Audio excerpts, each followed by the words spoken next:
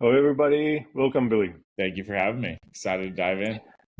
Yeah, well, I think it's almost a year and a half since we talked last time. It was the early days of intuition back then.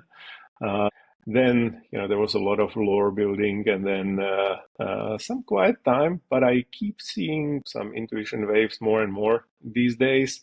So I am curious what's happening. And I know since our last conversation that you guys were building for the agentic age, which is here. So we will dive right into it. I love it. Yeah. So let's start with the simple question for those who don't know intuition, haven't seen our last conversation. What is intuition? It was a long answer last time, so we'll see if you can do better this time. It has improved. I don't think it's gotten more concise. But intuition is I'll do my best to keep it short, but intuition is really an attempt to give all things better intuition in all of their interactions. So as we're seeing in the world right now, there's already an infinite amount of content. There's more and more slop. There's only going to be more content as well. And so like the number of different things that we need to interact with or like could potentially interact with is very high. Like imagine you lived, a long time ago in a tribe and there was like 12 people in the tribe and you lived in your little zone. There's like a limited set of things that you could potentially interact with. And now there's infinite things for you to interact with. And so, our biological intuition is not really well suited for keeping track of all those things and understanding them intimately. And, we don't have experiences with a lot of the things that we interact with on a daily basis. It's That's in the true. tribe games, it's like you spend every day with the people and in the environment. So you like accumulate data through your own personal experience and then you store that data in your head. And now, you might be interacting with 1,000 things online every day that you have never heard of before or never seen and you have no experience with. And so intuition is an attempt to kind of bring intuition to those interactions. The thought is, how do we scale intuition for the more modern age in this agentic era? And so at its core, it's an identity and a data protocol, because the way that you get good intuition about stuff is you get good data about it. It's like, if I spent every day with you and I accumulated a bunch of data through personal experience, I might have a good intuition about how you're going to react if I say something a certain way or how I should engage with you. So I want that same experience regardless of what I'm interacting with and where I'm doing the interaction. So it's like I Hmm. can come across a thing for the first time and immediately kind of get a feel for what this thing is. Or my agent could get a feel for it, instead of the agents kind of, I don't know how deep we want to go down the agentic rabbit hole, but like right now the agents are Maybe later. yeah, maybe later. Well, like they're going down these skill registry rabbit holes and installing a bunch of malicious skills, and it's like, how does the agent get good intuition about which skills to install or which other agents to collaborate with, or they're just anything that it's doing, you need intuition. So Okay. we're the intuition protocol. So what I hear, I think a lot of people would sort of translate it as like truth. Intuition is more like the true information about things and interactions and people and maybe objects or whatever. Would it be fair to say that it's like the truth about the stuff? Truth is an interesting term. I love that you brought it up because it's important to discuss in the context of intuition. I think it's more trust than truth, Okay. wherein who is to say what's true? There's like objectively true facts in the world, like, hey, this event happened, I saw it happen, or, gravity exists. Like maybe we can consider those truths. Although Right. like I would consider them like intersubjective consensus rather than truth. And I don't like I won't go down that philosophical Consensus, yeah. route. Yeah.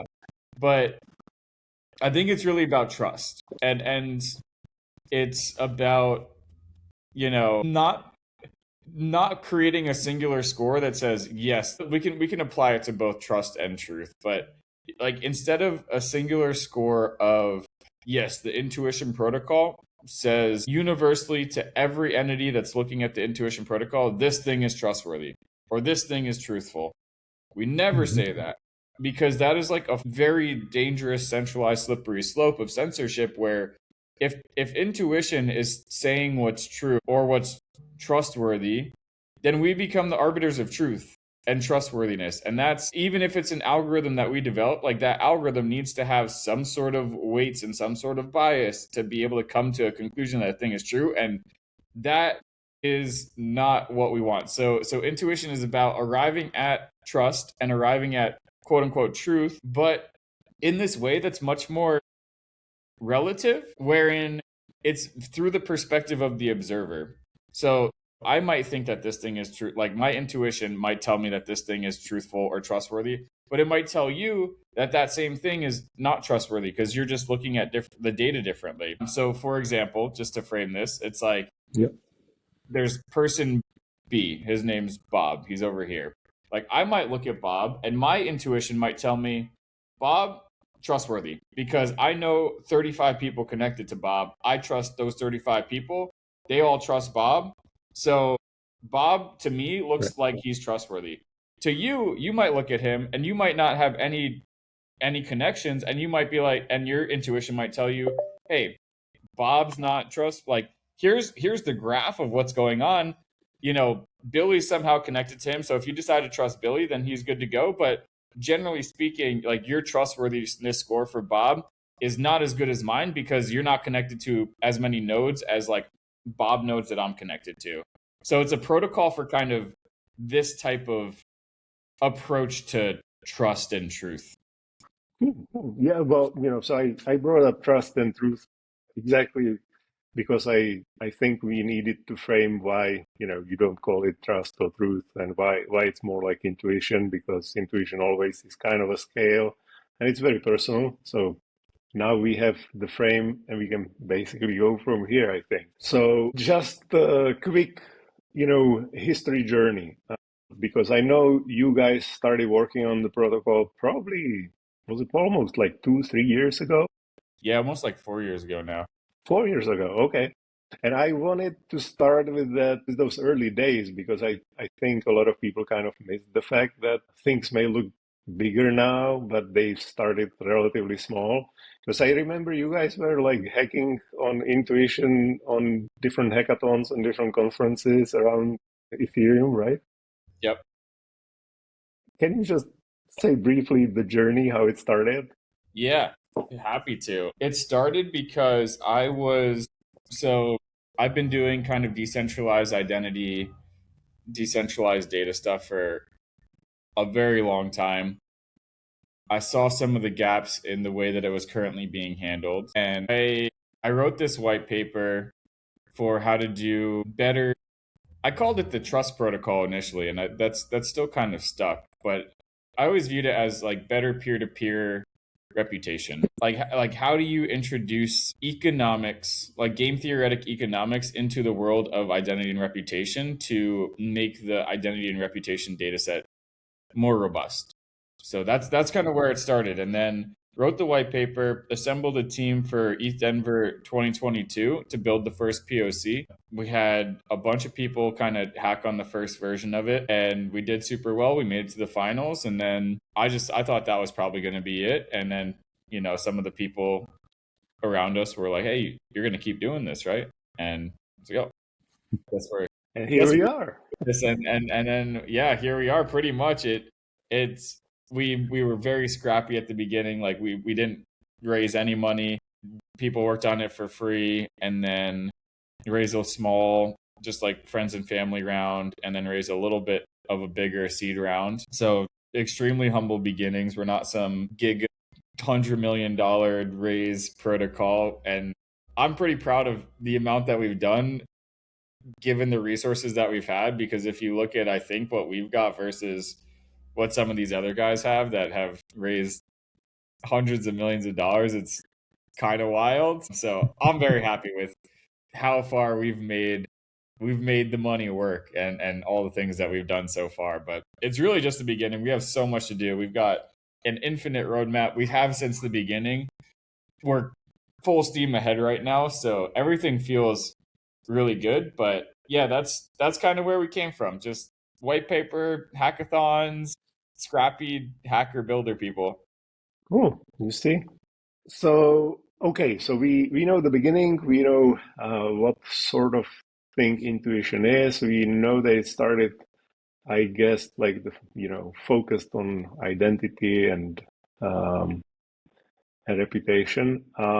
Can you briefly describe the mechanics, how you guys create the graph, and why is it unique in the way it's created?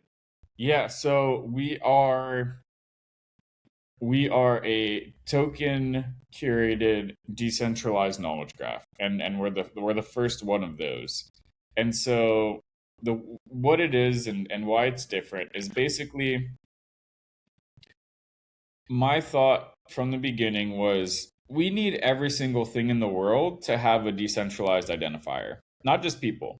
So, when people talk about decentralized identity, they oftentimes think of the identities of people, and say, oh, I need my, you know, whatever credentials to be self sovereign, and I want to build up my reputation across platforms, whatever. But I really believe that every single thing from a website to a product to this mouse, like I don't know if you see that, but like every single thing, a word, a fact, an event, all of these things should have a decentralized identifier, because once you have that, then you can start to universally reference the same object deterministically across the web, which is such a powerful feature. So we have this knowledge graph where every single kind of data point in the knowledge graph has a decentralized identifier associated with it.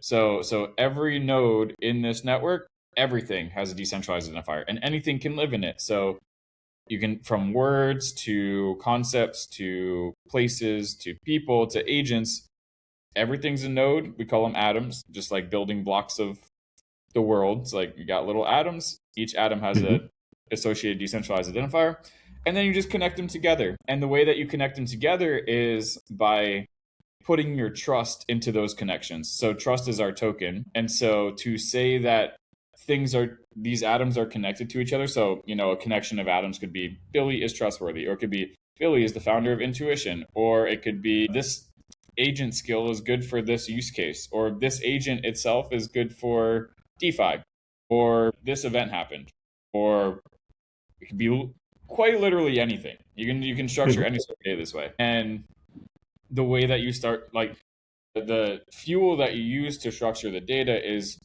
your trust. So you're putting your trust into the connections between things. And so what you end up getting is this knowledge graph that is token curated and weighted through the trust that people are depositing on things, which I really think, I hope that the agents want it. I think it's hard for people to, like normal people, to rationalize and or conceptualize and reason about, but I think agents will get it. And it's Mhm. like it's a powerful primitive for them to express themselves. Yeah, well, I think when you talk about it like this, I would guess almost everybody kind of gets it, but I'm sure a lot of people will be stuck on the fact like, how do these atoms actually get into the knowledge graph? Who puts them there? Is it only humans who can put them there, or is it also agents, or is it like centralized team which is working on this? Like, how does that happen? Yeah, no. So anything can put a new atom into the graph. So you could think of it like a big shared database, like a blockchain. Hmm? So think of it like who can create an ETH address? You know, you as a user Right. can. You can use developer tools to spin up wallets. You can mass create wallets. Agents can create wallets for themselves. So it's kind of the same. It's the same concept here where anything can permissionlessly create a new atom for anything, which raises a But lot of interesting questions, yeah, such as, if anything can create an atom for MetaMask, which is the canonical MetaMask atom that we should be using? So let's say, and hmm like if anyone can create anything, you need some fee. Just like in a blockchain, you can't just spam the network with infinite transactions. So the way that you prevent Sybil and DOS attacks is you introduce a gas fee. Same thing here. There's a fee to doing stuff so that people can't just spam the network. But let's say someone spams it with 100 MetaMask atoms. They can reasonably do that. So then it's like, okay, I want to reference MetaMask. Which is the one that I use? And this is where intuition starts to get really interesting. And this is like the core innovation, which is the market decides. So if you look at the world of tokens, we're already doing this. We're doing this reconciliation effort. So if you think of, I'll just use the example of a meme coin like Pepe coin. With Pepe, Pepe's a meme, and then there's probably 1 million tokens out there that are called Pepe with the Pepe ticker, have the same token supply. They could look exactly the same. The only thing that changes is its identifier in the form of the contract address. So it's like, okay, what's the canonical Pepe coin? It's the one that the market decides. It's the one with the highest market cap. It's where all the economic activity is happening. And you're incentivized to converge on the canonical Pepe, because if you go buy the random one that nobody else is using, you don't make any money. Like, you're just off in no man's land. So that's the beauty of blockchains, is this kind of fork choice rule where anyone can do anything, but you're economically incentivized to converge and come to consensus on things. In this case, the identifiers, the atoms that we're going to use to reference those things. So it's the same thing in intuition, where it's like, okay, there's 100 MetaMask atoms. This one's got a lot of people using it. Oh, the MetaMask team itself is using it. Billy's using it. It's got a bunch of trust in it already. Like, I'm going to use that one because I'm probably going to make more money than if I use one of these other ones. So it's economic consensus for data and identities, which is cool. No, that's cool. I actually remember it from last time, but anytime I talk about it, we always get stuck on this with everybody. So, and since I'm not intuition architect, it's a long discussion. But you guys had a TGE like last year, right? Was it before the end of the year, or? Yeah, it was November 5th of the end of last year. Yeah. Okay, I remember. And that's very cool. So, okay, so now we know how it works. Pretty much everybody can use it. You are sort of L1, which is EVM compatible, right? No, we're a L3. So oh, really? Wow. It's the Arbitrum orbit stack. We settled a base, and then cool. So technically orbit base combined L3. Okay, L3 it is. So do you have any numbers that you can impress us with about how many atoms in the network? How many, I don't want to say humans, but I wish I would. Hey, how many humans in the network? Any partnerships with other protocols which are actually working on like identity stack for humans, for example? Anything in that direction we can talk about? Yeah, good question. So I don't think it'll be super impressive right now in terms of numbers, because people are like, oh, we have 1 billion identities and 35 terabytes of data. We have 170,000 atoms. We got 66,000 claims or like connections between them. We've got 48 or 4.8 million actions total. We got 400,000 accounts. I don't know which of those are used humans or bots or whatever. Well, I definitely have at least two, even though I forgot which wallets. But yeah, I think the it's interesting because you actually want, it's a balance between wanting more atoms and wanting less atoms. So if you take the MetaMask example, it's like, we could spam it with 1 million MetaMask atoms, but that would actually be like really bad for the network. And so what we want, as opposed to all the data, we very intentionally are trying to get high quality data, high signal data, because there's enough slop out there, and what we're trying to do is combat the slop. And we just want to be a place where you're in a safe haven where there is good data. as opposed to bad data. And we are our kind of core function as, the team that I'm on, which is Intuition Systems Inc., the software development company. We are like stewards of the protocol, where we're building this low level infrastructure for other developers to use. And so there's a lot of really, really interesting things being built from partners on top of Intuition right now. I would, if you want to take a look at some of them, I highly recommend you do. You can go to portal.intuition.systems. There's a whole little ecosystem of applications that's emerging. I think the one that I don't want to play favorites, but one of the ones that I'm most excited about is called Sophia. Good name. It is a good name. Yeah, they've been crushing it across the board. Like, great branding, great name, great product, but there's some really interesting things that I think could not have been built before Intuition being built right now. So it's cool to see people recognizing the value prop and building new novel things using the protocol. And we are also in the process of, our thought was, we don't want to just leave our success or failure up to other people building stuff on top that then gets product market fit. So we're in the process of building our own flagship application on top of the protocol, which first version should be releasing relatively shortly, which I'm very excited about. So, a lot of things going on. There's a lot of activity. Okay. So when you say shortly, does it mean like Q1 or this year? Oh man, I mean, Q1 is almost over, and so probably not Q1. Probably definitely Q2. Okay, that's yeah. Okay. And yeah, it'll be we have an early sign up list. If you want to register for early sign up, you can go to app.intuition.systems to pre-register. We've got, I think, about 30,000 signups so far, so got a good list. I will. I actually like it that you guys are not just building a protocol. I think it was a mistake from many teams in the past, hoping that someone else will figure out the user, which is very unlikely because you have the most funding to actually do it as a protocol. But I know you were talking about some applications even when we spoke on the first time, so was always, I guess, on the list. So basically, if I would be asking what's in the store for Intuition 2026, it would probably be the app stack, right? Your application and helping others to build some applications which will hopefully bring more atoms into the graph and actually get it moving.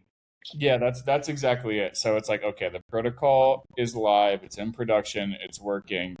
Knock on wood, no hacks yet. So now it's a game of starting to solve the cold start problem, starting to build interesting things on top. Lots of people building things themselves that we never could have thought of. We're building things ourselves to try to get traction.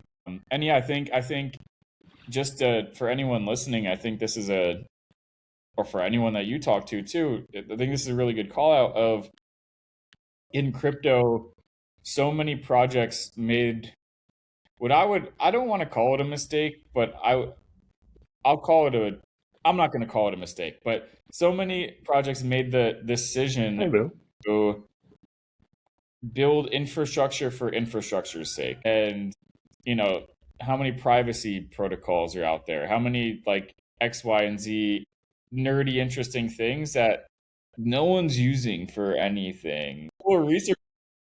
You said it out loud. Like the token ecosystem allowed a bunch of R&D projects to masquerade as businesses and get funding for a very long time because of the token. And that's like amazing. And it was essential for crypto because it was going to be a long time. Like, crypto needed it. The infrastructure was not ready. No VCs were going to fund it for the past 10 years. And so it was absolutely necessary to get the ecosystem to where we're at now.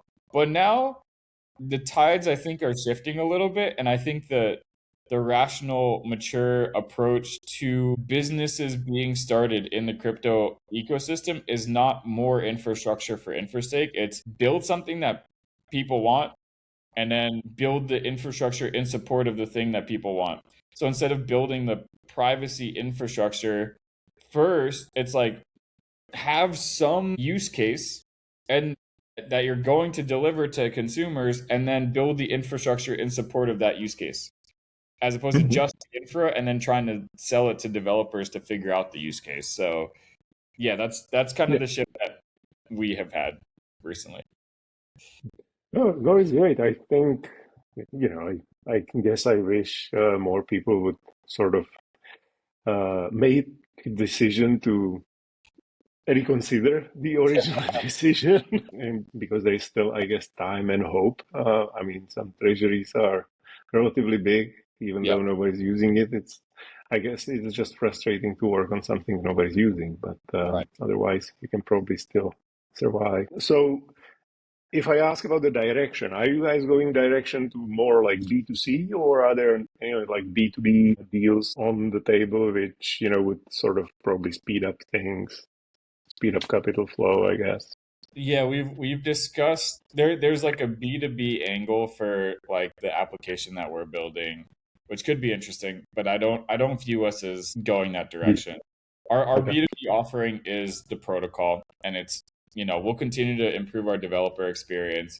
We'll keep putting out stuff that makes it way easier to integrate with and build on Intuition, and actively getting people to build things on top. But our main focus for at least the next, I'll just say Q2, because we might launch this thing and it might totally flop, and then we just say, no, that didn't go so well. But Sure. Until we have vetted whether or not this flagship application experience that we're building has merit, B2C is going to be our focus. The main focus. Fair enough. So if anybody wants to get acquainted with intuition and they don't know it yet, what's the best and easiest way for them to do it? Do they have to join like a Telegram group, Discord, or can they just do it without this? Yeah, you can do it without that. Discord is the main place where people talk. So if you have questions, definitely hop in there. We've got a forum. You can find it on our website. There's a lot of more like big brain discussions happening in there.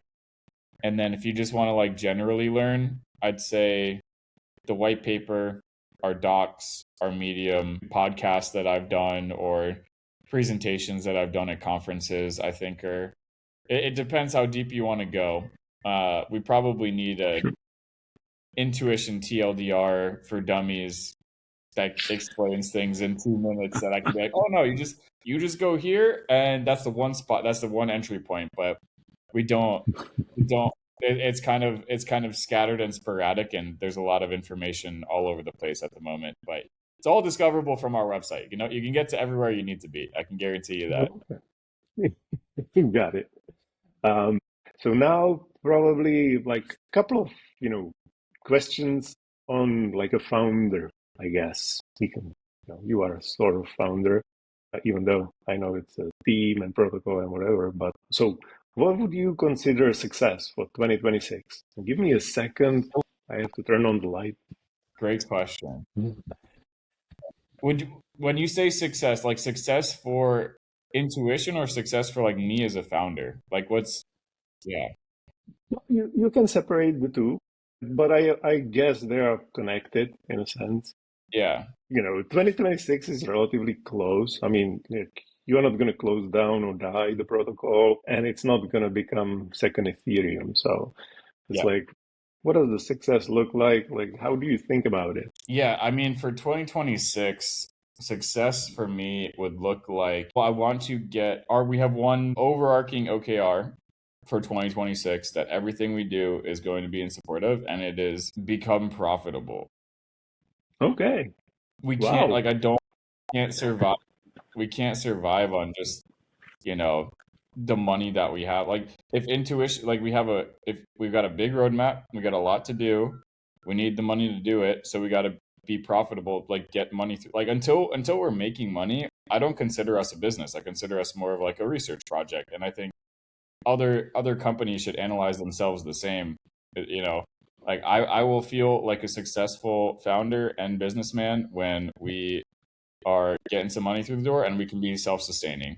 And yeah, it puts you in a way better position to do the things that, like, maybe you might want to do more. So, Google search allows Google to do 8 million things, and Coinbase, the exchange, allows Coinbase to do base and other stuff. So you need like the core money making thing to be able to do like the fun R&D stuff. And that's success for us, is start Love it. making some money. I don't think I ever had a crypto founder on a podcast who said they want to make money.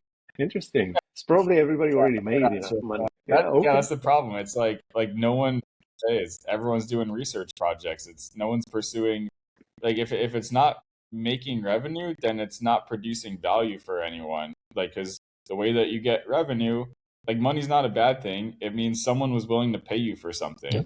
which means you gave them some sort of value. And so if your protocol is not giving value to anyone, then you are a research project with a token that is a meme. That's a fair. Oh, yeah. Okay. And so is there, like, in your mind, is there a moment in time when the protocol layer is sort of finished and is basically just working? You don't need to do anything? Because I had a CTO from Minima, and he was, looking at the building a protocol from very unusual angle. So his point of view was, if you want to have anything, let's say, stable and decentralized, it basically needs to be finished when you put it out into the world. Because if anybody else is, still changing things, it's kind of hard to call it totally decentralized and keep it running and whatever, and it's hard to pass the walkaway test, which Vitalikis keeps mentioning now a lot. So is there a moment in your mind when, the intuition will be finished, like a protocol? No, I think that if you're finished, it means you're kind of dead. That's why, like, Bitcoin, I think it's kind of finished. I think it's probably going to die. Not yet, but 20 years maybe. But yeah, I don't think that there's a finish point. You just have different releases, just like Mhm. Uniswap or Aave. It's like you finish a production grade decentralized thing that can exist on its own. But like, if you think that that's the best version of the thing that should ever possibly exist, then, like, I think that's a very naive mindset. I think there's always room for improvement for everything in the world. And so, yeah, there's no finished There's no version. end It'll point. just continue to evolve, but there's finished releases. Yeah, no Sure. endpoint. But yeah, like version 1 is live. That's like feature complete for version 1, and it works, and it can exist without us needing to make any more improvements. But there's just and there an infinite amount that can be done before I would consider. Yeah, we're so far away from, I think, something that would be perfect for so many reasons. But yeah, there's no endpoint. Yeah. Are there any partnerships which you see, like protocol usage booster? Would like wallet partnerships help, or would Aave partnership bring more information and atoms and people using the intuition for many different things? I know that it would probably have to be through some app which somebody builds on top of the protocol, but any thoughts on the direction like this? Yeah, there's many different tacks being taken in parallel. It's the partnership angle is a bit interesting right now, just because everything's changing so fast. The world of software is not the same as it was a month ago. Definitely Oh, not 3 months ago. And so, it's just starting to, of course, there's like very obvious answers where, we can say wallets are still a thing for now, and they have X number of users, and, getting integrated with the best crypto wallets could probably drive X amount of traction. But the tough part, and yeah, like we've got a long partner roster. There's a lot of people doing a lot of interesting things. I'm happy to dive into some specific examples, but the way that I view it right now is kind of, I don't know. Okay, let's say we do a big long integration project with a blue chip wallet. How long does that take to get natively integrated? Probably like, let's call it 6 to 12 months to go through all the political hoops of X, Y, and Z. It's just, even if it's like an easy dev lift, there's integration into like natively into a big thing is a long process. So what is the world? Okay, it's probably going to take a lot of time. So let's say we spend a ton of resources on integrating with this wallet over the next 12 months. And then in 12 months, no one's even using wallets anymore because agents are doing everything for them in the world of crypto. It's like, shit, we just wasted all of our time. So right now it's very hard to figure out. It's very hard to figure out anything right now because everything's getting disrupted on kind of a daily basis. But the partnership tech scares me even more because of the coordination friction and cost that goes into it.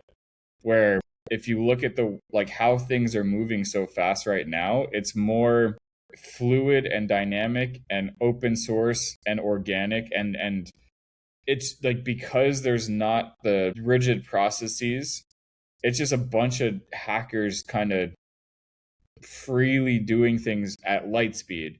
And so our approach kind of right now is, okay, we can't move at light speed if we're encumbered by big partners, politics, big partners, it's like, imagine like a Google, or it's like, it's never going to happen. It's just going to waste all our time. Like, it's crazy. So it's more, okay, we can move at light speed with AI right now. So let's just do that and unblock other people to also do that using intuition. So that was a very long-winded answer, but I hope that was a little bit more interesting than some of the things, I think that's kind of that we got to be thinking about everything now, because it's kind of crazy.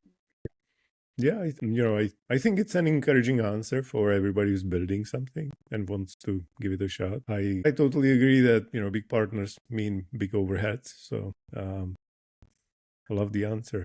Look, is there anything I forgot to ask about intuition and you wanted to get out there around, like, what's the current state, what's happening, what should people pay attention to? Yeah, I think using our Explorer and some of the other apps that have been built, if you are interested in getting a feel for what this is and what the protocol does and how to interact with it, there's quite a bit of activity going on, and there's money to be made if you are a tastemaker. So if you want to, express your opinions about stuff or keep track of things, or just use intuition generally, like, now I think is a really interesting time to start tastemaking and expressing your intuition on intuition. Obviously, we're at pretty much the very beginning, and so the volumes and stuff will hopefully continue to only trend up over time. But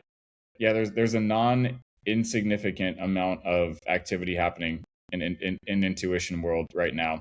And so if you look in the right spots, there's a lot of really interesting things you can do, is definitely as a builder, but also as an end user. So if you've got any questions or you need help navigating the ecosystem, feel free to hop in our Discord and ask around. But yeah, that's pretty much the only other call out that I have right now. Okay, very cool. I hope that when we see each other in a year and a half again, there's going to be, a lot of agentic activity and taste-making activity on intuition. I hope so too, man. That's the goal. This is the year. This is the year of adoption. That's what I'll say. Is if by the end of the year we're not, there's not a ton of agents attesting to things and a ton of humans attesting to things on intuition, we will have done something wrong, because I think we're at the right place at the right time with the right team and the right vision, and it's really exciting right now. We're on track, and now it's just a matter of getting things to the market. Cool. Basically, execution. All execution. Distribution rules. And distribution. Okay, cool. Thank you very much, Billy. Always happy to have you. Just love your takes on different things. As somebody said on Twitter today, when I posted that we are going to record, they were like, he will only tell you, trust your intuition. Yeah, I So guess I got to say it at least once. Yeah. If you're listening, that's all you got to do. Every answer, just trust your intuition. Spend your trust and trust your intuition. Okay, everybody, find all the links in the show notes. Go check Intuition for sure. And I'll see you next one. Thanks, Billy. Thanks for having me. It was great.